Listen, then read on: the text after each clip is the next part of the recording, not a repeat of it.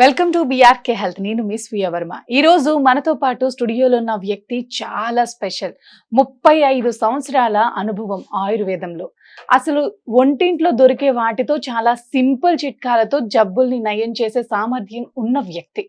ఆయన ఎవరో కాదండి, చిట్టిబొట్ల మధుసూదన్ శర్మ గారు ఈ రోజు మనతో పాటు స్టూడియోలో ఉన్నారు. నమస్కారం డాక్టర్ గారు. నమస్తే అమ్మా. డాక్టర్ గారు, ప్రతి రోజు మనం తీసుకునే ఆహారంతో మన జబ్బుల్ని తగ్గించుకోవచ్చా?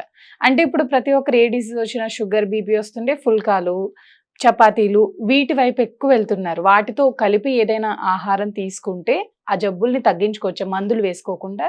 ఈ మధ్య కాలంలో ఆరోగ్య స్పృహ అవగాహన పెరగడం చాలా సంతోషించదగ్గ పరిణామమా. సో చాలామంది మరి పుల్కాలు, చపాతీలు, రోటీలు ఆరోగ్య స్పృహను దృష్టిలో ఉంచుకొని చాలామంది ఫాలో అవుతున్నారు. చాలా గర్వించదగ్గ విషయమే నిజంగా అవును చెప్పుకోవాలంటే డాక్టర్ ఇది. గారు. కానీ మీరు అడిగినట్లు పుల్కాలలో కూడా కొంత మనం మార్పు చేసుకొని కొన్ని పదార్థాలను మనం యాడ్ చేసుకున్నట్లయితే మరి డబుల్ ధమాకా మనకు వచ్చేస్తుందమ్మా.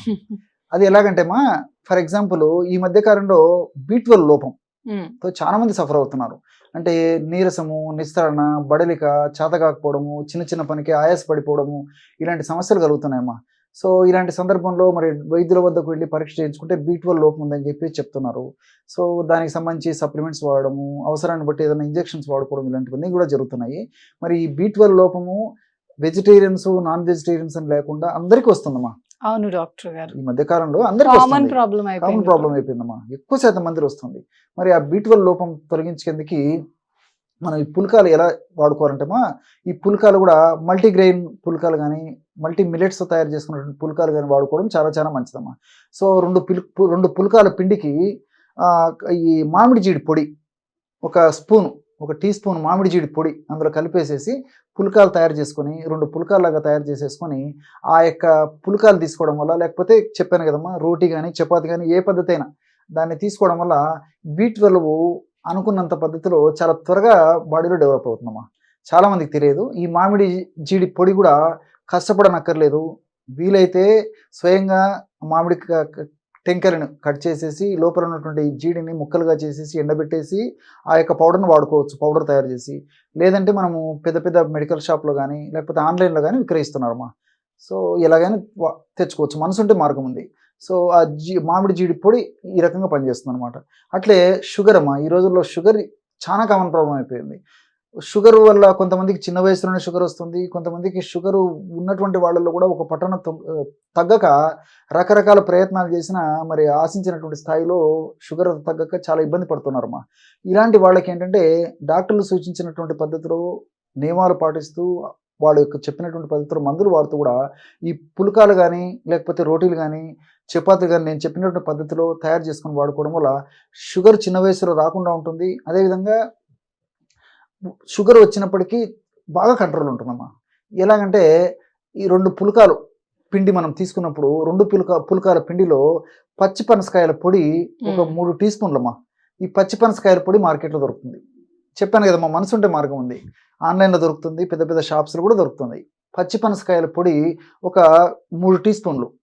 అట్లే ఒక టీ స్పూను మెంతులను వేయించి చేసినటువంటి పొడి కలిపేసేసి కాస్త నీళ్లు చేర్చేసేసి పిండి తయారు చేసుకొని వాటితో పుల్కాలు కానీ రోటీలు కానీ చపాతీలు కానీ చేసుకొని తీసుకోవడం వల్ల చాలా అద్భుతమైన ఫలితాలు కలుగుతాయమ్మా. చాలా ఫాస్ట్గా, శీఘ్రంగా, వెంటనే సత్వరమే ఇందులో ఔషధ గుణాలు దేహంలో ప్రవేశించి ఆ షుగర్ రాకుండా ఉండేందుకు, షుగర్ను చక్కగా నియంత్రణలో ఉంచేందుకు ఉపయోగపడతాయమ్మా.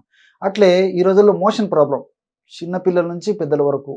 కాబట్టి మూలిగిన వివిధ రకాల ప్రయత్నాలు చేసినా మరి మోషన్ అనేది టయానికి ఫ్రీగా రాకపోవడం చాలా దురదృష్టకరమైన విషయమా. మరి మోషన్ ఫ్రీగా వస్తే ఆరోగ్యం కూడా చాలా మంచిది.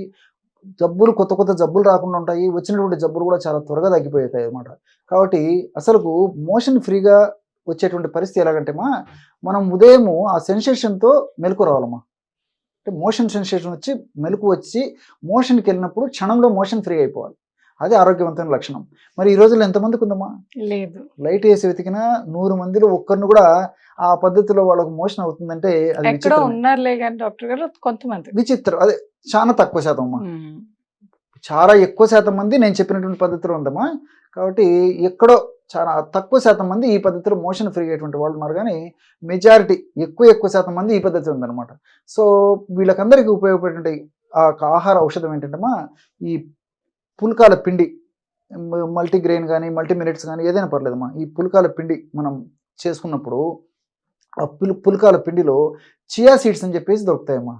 చియా సీడ్స్ ఒక 2 స్పూన్లు చియా సీడ్స్ ఒక 10-15 నిమిషాల సేపు కాస్త నీళ్ళలో నానబెట్టేసేసి, ఆ నానబెట్టినటువంటి చియా సీడ్స్ ఆ కాస్త నీళ్లు ఆ పిండిలో కలపడము.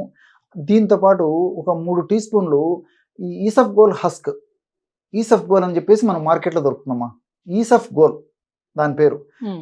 దాంట్లో ఒక ఫైబర్ ఎక్కువ ఉంటుంది, మోషన్ మెత్తపరిచేస్తుంది, మోషన్ ఫ్రీగా అయ్యేందుకు కూడా ఉపయోగపడుతుందమ్మా. తర్వాత పెరుగుల చరణాన్ని కూడా బాగా పెంచుతుంది అనమాట అది.